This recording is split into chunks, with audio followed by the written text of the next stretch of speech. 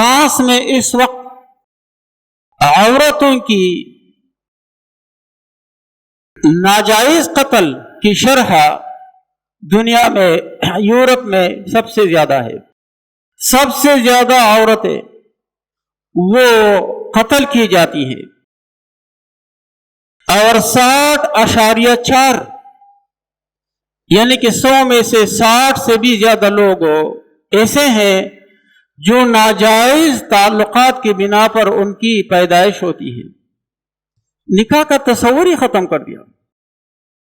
France میں جو مسلمان رہتے ہیں، یورپ میں جو مسلمان رہتے ہیں، اللہ تبارک و تعالیٰ ان کے مشکلات کو آسان فرمایا، تو اب یہ ان پہ بھی اپنا نظریہ مسلط کر رہے ہیں۔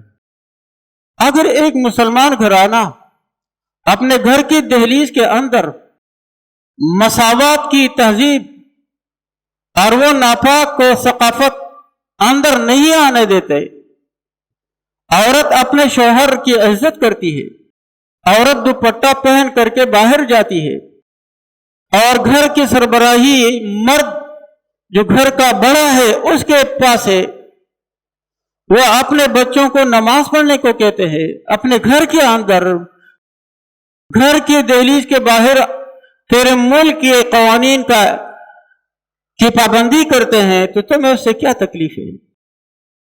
اگر تمہیں تکلیف ہے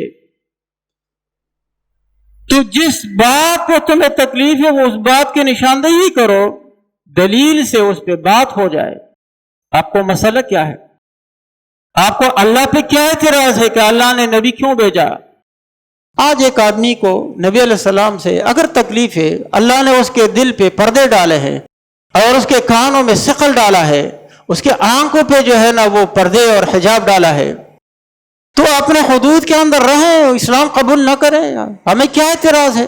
جبر تو ہم نہیں کرتے، لا اکراہ فی الدین، لیکن یہ حرکت کہ وہ نبی علیہ السلام کے خاکے بنائے، مسلمانوں کو تنگ کرے یا اس طرح کی حرکات کرے، مذاق اڑائے، یہ ناقابل برداشت ہے، اور